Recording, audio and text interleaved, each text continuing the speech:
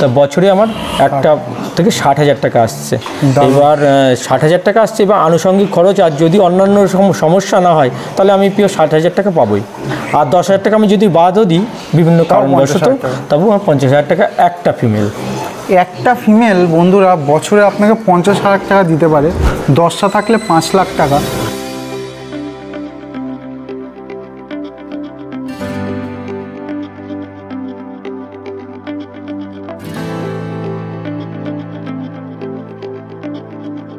বন্ধুরা আপনারা এখানে এলে একটা ফার্মের ব্যবস্থাপনা সম্পর্কে 14 বছরের দাদার অভিজ্ঞতা তার কাছ থেকে একটা পেয়েই যাবেন।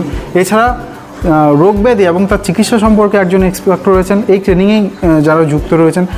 আরও একজন দুজন রয়েছেন যারা হচ্ছে মার্কেটিং, আপনি এটা তৈরি করলেন কোথায় বিক্রি করবেন সেই রাস্তাও দেখিয়ে দেওয়ার কিন্তু অভিজ্ঞ লোক রয়েছেন।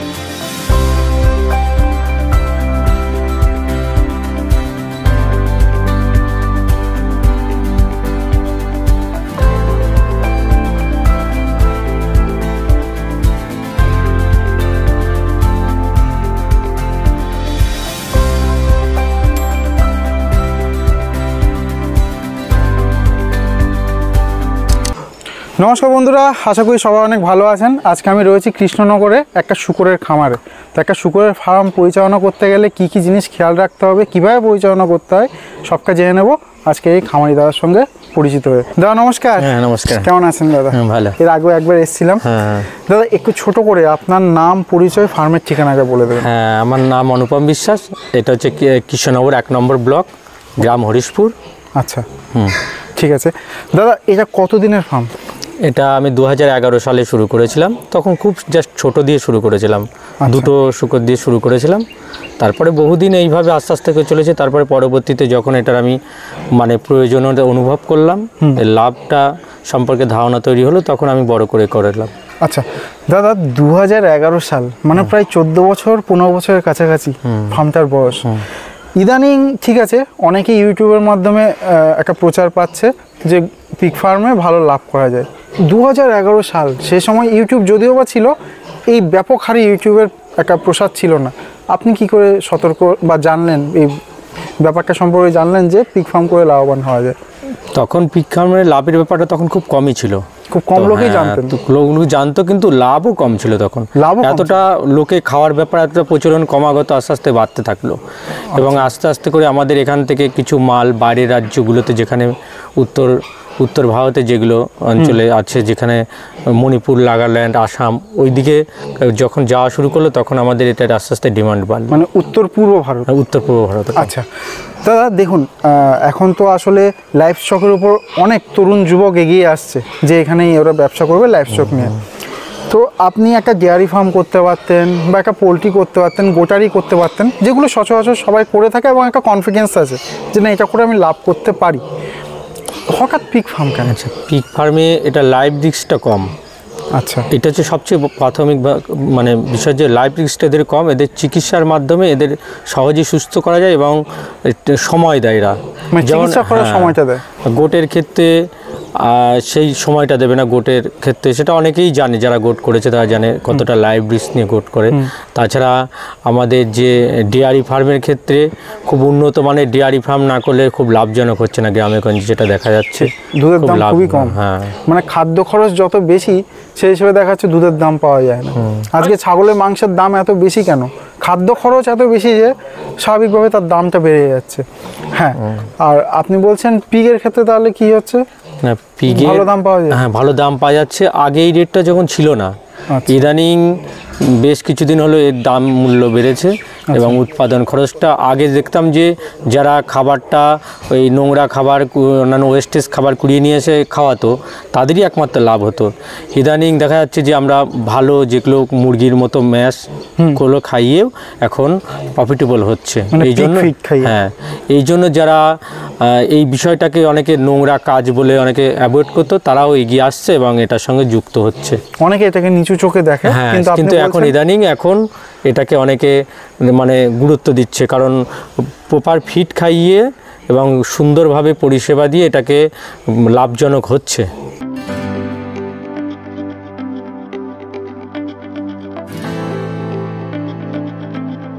আচ্ছা আচ্ছা দাদা, আমরা গোটাইতে দেখেছি ব্রিডিং ফার্ম হয়, ফ্যাটেনিং ফার্ম, আবার ডেয়ারিতেও ওরকম হয়, আবার ফ্যাটেনিং হয়।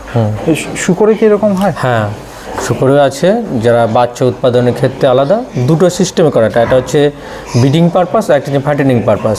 এবং ব্রিডিং পারপাস করলে পরে প্রপার ট্রেনিংটা একটা দরকার।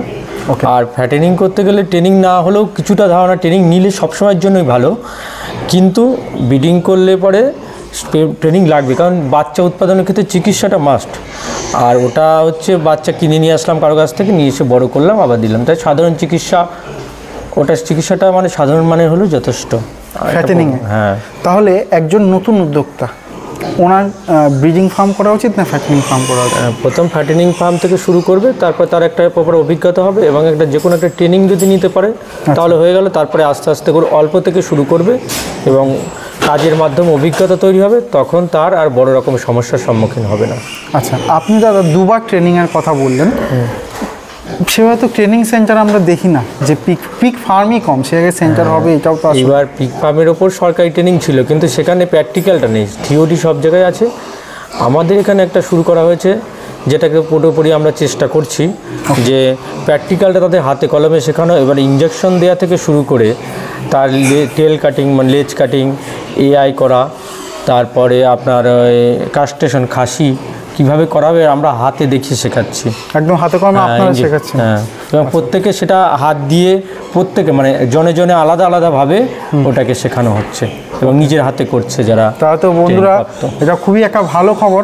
আমরা অনেকেই রয়েছি যারা পিক ফার্ম স্টার্ট করতে চায়, কিন্তু একটা ট্রেনিং সেন্টার, বিশ্বস্ত কোনো ট্রেনিং সেন্টার খুঁজে পায় না। সেক্ষেত্রে তো দাদা রয়েছেন, দীর্ঘদিন আপনার অভিজ্ঞতা, এবং তার আরও সঙ্গী রয়েছেন যারা ট্রেনিং মানে ওনার সঙ্গে যুক্ত। এইবার আমাদের মধ্যে আছেন একজন হচ্ছে, যিনি হচ্ছে আমাদের এটা ওই ডাক্তার, মানে সমস্ত ওষুধপত্রের সমস্ত তথ্য তার কাছে আছে, তিনি সমস্ত ওষুধপত্রের তথ্য রয়েছেন। তারপরে রয়েছেন যিনি আপনারা যদি এই ইনস্টলমেন্ট যে সমস্ত ঘর তৈরি, ফিট তৈরি, যে সমস্ত ফর্মুলা, সেই সমস্তর জন্য আর একটা জন আছেন। আচ্ছা, আপনারা কয়েকজন মিলে এক্সপার্টরা, মানে সেগমেন্ট ওয়াইজ যারা এক্সপার্ট রয়েছেন তারা। আর একজন আছে যে আপনি মাল কোথায় বিক্রি করবেন, বাচ্চা কোথায়, সমস্ত কিছু আপনার মাল সেল পর্যন্ত তিনি করে দেবেন, তার সঙ্গে যোগাযোগ করুন, বাচ্চা আপনার ঘরে পৌঁছে দেবে এবং সে মাল সেল করে দেবে, টোটাল দায়িত্ব তার। বন্ধুরা, আপনারা এখানে এলে একটা ফার্মের ব্যবস্থাপনা সম্পর্কে 14 বছরের দাদার অভিজ্ঞতা তার কাছ থেকে একটা পেয়েই যাবেন। এছাড়া রোগব্যাধি এবং তার চিকিৎসা সম্পর্কে একজন এক্সপার্ট রয়েছেন, এই ট্রেনিংয়েই যারা যুক্ত রয়েছেন। আরও একজন দুজন রয়েছেন যারা হচ্ছে মার্কেটিং, আপনি এটা তৈরি করলেন কোথায় বিক্রি করবেন সেই রাস্তাও দেখিয়ে দেওয়ার কিন্তু অভিজ্ঞ লোক রয়েছেন বা অভিজ্ঞ ছাড়া রয়েছেন। এছাড়াও আমরা সরকারি সংস্থা থেকে কিছু ডাক্তাররা আসেন, সরকারি যারা প্রশিক্ষণপ্রাপ্ত, তারাও এসে আমাদেরকে সুপরামর্শ দেবেন। সরকারি সংস্থা থেকে এসেও সুপরামর্শ দেবেন, একটা দারুণ ব্যাপার। এটা কিন্তু খুব ভালো একটা অপরচুনিটি। যদি কেউ এই ধরনের ট্রেনিং নিতে চান, স্ক্রিনে দেওয়া নাম্বারে অবশ্যই যোগাযোগ করুন এবং পরবর্তী সেশনে আপনারা কিন্তু জয়েন করতে পারেন।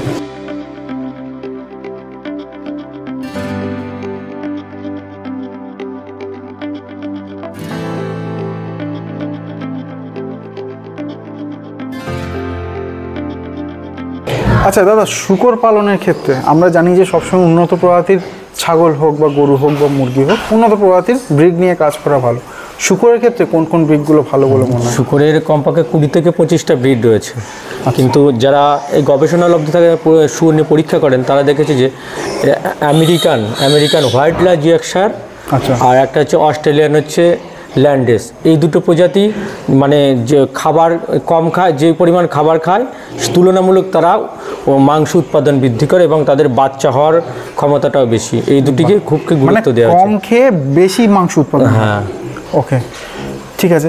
তাহলে আর হচ্ছে আর একটা বিষয় হচ্ছে যে শঙ্কর প্রজাতি যেটাকে বলে, আমরা পরীক্ষা নিজেরা যারা আমাদের ফার্মার আছে তারা পরীক্ষা করে দেখেছে যে হোয়াইট ল্যান্ড ইয়র্কশায়ার যে যদি বোর হয় আর মেল আর ফিমেলটা যদি হচ্ছে ল্যান্ডেসের হয়, তাদের বাচ্চা তাদের ক্রস করালে পরে যে বাচ্চাটা হবে সেই বাচ্চাটা দেখতে সুন্দর এবং তাদের কোয়ালিটি ভালো এবং সব দিক থেকে একটা মানে প্রেজেন্টেশনটা খুব ভালো হচ্ছে, মানে বাচ্চা দেখতে সুন্দর এবং তাদের রোগ প্রতিরোধ ক্ষমতা।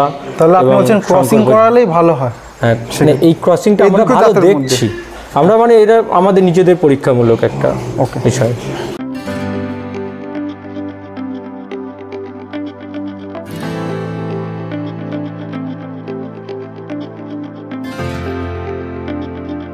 ইদানি আর একটা প্রজাতি আমরা খুব গুরুত্ব দিয়ে দেখছি যে ডিউরোক প্রজাতি, যেটা একই রকম ভালো উৎপাদন, মাংস উৎপাদন করছেন এবং তার দেখতে লাল, সুন্দর দেখতে, মানে একটা মানে চয়েসফুল কালারটা হ্যাঁ সুন্দর দেখতে, এবং তাদের কানটাও দেখতে সুন্দর, এবং ওরগুলোর মেলের সঙ্গে আমরা যদি এই ল্যান্ডেসের ফিমেল বা ল্যাজওয়াক্সের ফিমেলের সঙ্গে ক্রস করছি, বাচ্চাটা এত সুন্দর দেখতে হচ্ছে এবং সুন্দর কালার আসছে, এবং তাদের বাচ্চা উৎপাদন ক্ষমতাও ভালো হচ্ছে, বাচ্চার কোয়ালিটিও ভালো আসছে। আসলে সৌন্দর্যের ওপরও কিন্তু দামটা একটু ভালো পাওয়া যায়। অবশ্যই, মানে সুন্দর দেখতে হলে পরে যে বাচ্চা কিনবে তার মানে দেখেই পছন্দ হয়ে যাবে বাচ্চাটা, এইরকম। আচ্ছা দাদা, ধরুন কেউ ব্রিডিং ফার্ম করবে, সেক্ষেত্রে তিনি যে মেয়ে বাচ্চাগুলো নিয়ে শুরু করবেন, উনি কি করে বুঝবেন যে এই মেয়ে বাচ্চাটা আগামী দিনে একটা ভালো মা শূকর হবে? কি কি ভালো বৈশিষ্ট্য হয়? একটা ভালো শূকরকে দেখতে গেলে তার মানে তার সাইজ দেখতে হবে, লম্বা টাইপের একটু হবে, এবার কানগুলো যদি বড় বড় হয়, তার বাচ্চাগুলো দেখতে সুন্দর হলে পরে বাচ্চাগুলো সৌন্দর্য হবে। আচ্ছা, এই আর একটা হচ্ছে তার পেটের লেন্থটা বেশি থাকলে, অনেক ওই যে নিপলগুলো যে কত সংখ্যায় বেশি থাকলে, বেশি বাচ্চা দিলে তারা বেশি দুধ পাবে। আচ্ছা, মানে প্রত্যেকেই দুধ পাবে, এই রকম ব্যাপারটা। আচ্ছা, তাহলে ছোট অবস্থাতেই নিপল বোঝা যায়? হ্যাঁ, দেখা যায়। আর হচ্ছে জাতটা জেনে নিতে হবে, যেটা হচ্ছে ল্যান্ডেসে কিংবা পিওর, যেখানে বিষয়টা হচ্ছে কোন মাটাকে দেখতে হবে, কোন মায়ের বাচ্চা, এটাতে সবচেয়ে জরুরি। সেই মাটা ভালো কিনা ওটা দেখতে হবে। হ্যাঁ, মাটার প্রজাতিটা দেখতে হবে। ওকে, মায়ের প্রজাতি দেখলে বাচ্চার প্রজাতিতে সেটা অনেকটা ধারণা তৈরি করা যাবে। আচ্ছা, এবার ধরুন কেউ একজন ফ্যাটেনিং ফার্ম করবেন, সেক্ষেত্রেও কি বাচ্চা চেনার কোনো বিষয় আছে? ফ্যাটেনিং ফার্মের ক্ষেত্রে ভালো প্রজাতি নিলে পরে তো সবসময়ই ভালো প্রজাতি, যে আপনি যেখান থেকে যেই ফার্ম করুক না কেন, যেখান থেকে বাচ্চা নেবে তার মা দেখতে হবে, এবং তার ফার্মটা কোন ফার্ম থেকে বাচ্চা আসছে নিজের সচক্ষে দেখে নিতে পারলে পরে, তাহলে পরে নিশ্চিত হওয়া যায় যে মাটার মতোটাই হবে আচ্ছা বাচ্চাগুলো।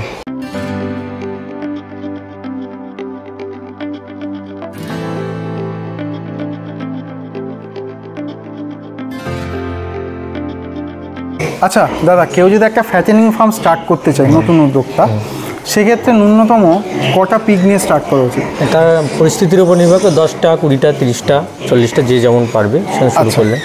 তাহলে বন্ধুরা, সেটা সম্পূর্ণ আপনার ব্যক্তিগত ইচ্ছে বা ব্যক্তিগত ক্ষমতার উপর, যে আপনি কতটা নিয়ে করতে পারবেন, আর্থিক অবস্থা কীরকম আছে। তাহলে আমরা একটা করে পিগের হিসাব আমরা করবো ফ্যাটেনিংয়ে। তাহলে একটা পিগের পিছনে কীরকম খরচ হয়? একটা পিগে যদি নতুন করবে, সে নিশ্চয়ই অন্য কাছ থেকে বাচ্চা কিনবে, বাচ্চা কিনতে 4000 টাকা। তারপরে আপনার খাওয়াতে 6 মাস খাবে। 6 মাস মানে 6 মাস পর ওটা বিক্রি হবে? হ্যাঁ, 6 মাস পর বিক্রি হবে। 6 মাস পরে ওনার বডি ওয়েট 1 কুইন্টাল আসবে, কিন্তু খাবার 10 থেকে 11,000 টাকা খরচ আছে। আমরা 11ই ধরি। হ্যাঁ, খাবারের ব্যাপারে অনেক রকম, মানে খরচের ব্যাপারটা একটু কম বেশি হয়ে যায় অনেক সময়। আচ্ছা, কারোর 10-এ হতে পারে, কারোর 11তেও হতে পারে, যদি 1 কুইন্টাল করতে হয়। তাহলে আমরা 11ই ধরছি, 11 আর কিনতে গিয়ে লাগলো 4, 15,000 টাকা। আর কোনো খরচ?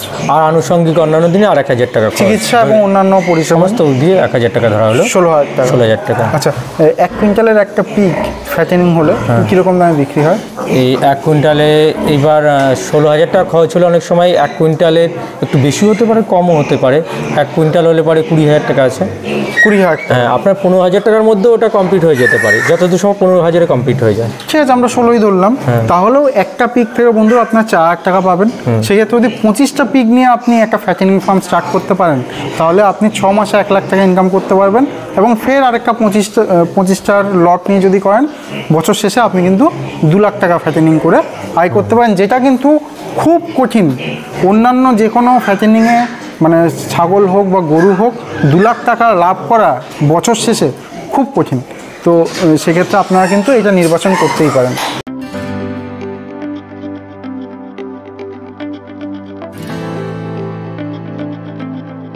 আচ্ছা দাদা, ফ্যাটেনিংয়ের বিষয়টা তো বুঝলাম।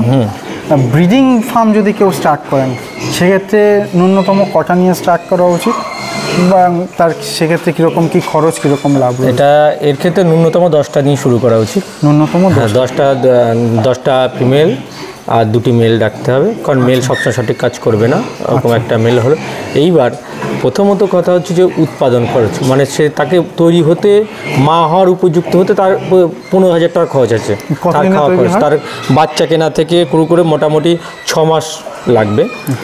তারপরে সে মা হওয়ার উপযুক্ত হলে তারপরে ব্রিডিং করা, মানে তার পরবর্তীতে সে একটা বছরে 20,000 টাকার খাবার খাবে। টোটাল একটা বছরে। আচ্ছা। আর তারপরে ও সেই একটা বছরের মধ্যে দুবার বাচ্চা দেবে। আচ্ছা, যদি সঠিক প্রথমে তাকে 6 মাস তো আমি লালন পালন করবো ব্রিডিংয়ের উপযুক্ত হতে। হ্যাঁ, তারপরের থেকে 1 বছরে 20,000 টাকা খরচা হবে। হ্যাঁ 20,000 টাকা, এটা হচ্ছে খরচ 1 বছরের। তারপর হচ্ছে ওই 1 বছরের মধ্যে দুবার বাচ্চা করে হবে, দুবার বাচ্চা হবে। এবার বাচ্চার পরিমাণ কি পরিমাণ হবে সেটা তো সঠিক বলে, মানে যদি কমপক্ষে মানে 10টা বাচ্চা হতেই হবে। 10টা বাচ্চা হলে 2 বছরে হচ্ছে 20টা বাচ্চা। 20টা বাচ্চা যদি 4,000 করে পায়, এবার বাচ্চার কোয়ালিটির উপর নির্ভর করে 3500 থেকে 4,000 পর্যন্ত বাচ্চা বিক্রি হয়। যদি 4,000 করে পায় তাহলে 10টা বাজার 40,000, 10টা বাচ্চা 40,000, 80,000 টাকার বাচ্চা। কিন্তু কিছু তো মর্টালিটিও থাকবে বাচ্চা। হ্যাঁ, এইবার মর্টালিটি থাকবে, বাচ্চা অনেক সময় বেশি দেয়। মর্টালিটি যদি 10টা করে বাচ্চা হয় তাহলে লাভের পরিমাণ, 10টা করে বাচ্চা হলে লাভের পরিমাণটা বেশি, তার চেয়ে কম হলে পরে লাভের পরিমাণটা কমে আসবে। আমি আপাতত 10টা হিসাবই দেবো, 10টা হলে উপযুক্ত। তাহলে 10টা হচ্ছে 20টা বাচ্চা 80,000 টাকা, আর ওদিকে আমার 20,000 টাকা খরচ হলো। তা বছরে আমার একটা থেকে 60,000 টাকা আসছে। এবার 60,000 টাকা আসছে, এবার আনুষঙ্গিক খরচ আর যদি অন্যান্য সমস্যা না হয় তাহলে আমি প্রিয় 60,000 টাকা পাবোই। আর 10,000 টাকা আমি যদি বাদও দিই বিভিন্ন কারণবশত, তবু আমার 50,000 টাকা একটা ফিমেল। একটা ফিমেল বন্ধুরা বছরে আপনাকে 50,000 টাকা দিতে পারে, 10টা থাকলে 5 লাখ টাকা। এই 5 লাখ টাকার যদি আজকে একটা কাজ খুঁজতে হয় মার্কেটে, মানে 35,000 টাকার কাজ আছে মাইনে হয়, সেই মাইনের কাজ মার্কেটে বর্তমানে খুব কঠিন, নেই বললেই চলে। আর যদিও বা থাকে সবটাই কিন্তু কলকাতা কেন্দ্রিক। কিন্তু আমাদের এই পশ্চিমবঙ্গ মানেই তো শুধু কলকাতা নয়, তার বাইরেও আমাদের অনেক বড় জায়গা। কলকাতা একটা ছোট্ট অংশ পশ্চিমবঙ্গের, কিন্তু কলকাতার বাইরে সেভাবে কিন্তু কর্মসংস্থানের সেরকম ব্যবস্থা নেই। সেক্ষেত্রে এরকম কৃষিকাজের সঙ্গে যুক্ত যারা রয়েছেন তারা হয়তো ভালো কিছু করতে পারেন। এবং কৃষিকাজের মধ্যে বিশেষ করে শূকর পালন কিন্তু খুবই লাভজনক একটা পেশা। সেক্ষেত্রে আপনার মনে কোনো আফসোস থাকবে না যদি বাস্তবে ওই 5 লাখ টাকা আপনারা তুলে আনতে পারেন, যে আমি একটা ভালো জব করি না, বা আমি কলকাতায় থাকলে আমার জীবনটা হয়তো অনেক সুন্দর হতো, এরকম আফসোস আপনাকে করতে হবে না যদি আপনি একটা সুন্দর করে 10টি মা শূকরের ফার্ম পরিচালনা করেন। তো যারা যারা ট্রেনিং নিয়ে ফার্ম পরিচালনা করতে ইন্টারেস্টেড বা আগ্রহী, তারা স্ক্রিনে দেওয়া নাম্বারে যোগাযোগ করুন। আশা করি আপনাদের এখান থেকে সঠিক প্রশিক্ষণ নিয়ে আপনার ভবিষ্যৎ অনেক সুন্দর হবে। সবাইকে অনেক ধন্যবাদ জানিয়ে এবং দাদাকে অনেক ধন্যবাদ জানিয়ে শেষ করি। ধন্যবাদ দাদাকে। নমস্কার।